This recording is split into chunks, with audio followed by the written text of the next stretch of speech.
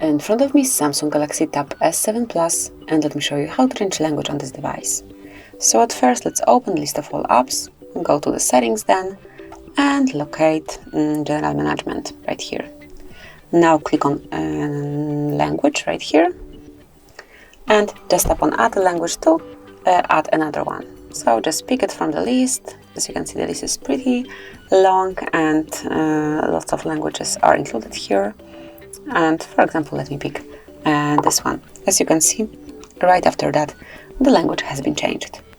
And this is it. Then if you would like to remove it, just open it, tap on remove, mark the one that you would like to remove, select bin icon, confirm that you want to delete this language, and now you can pick another one.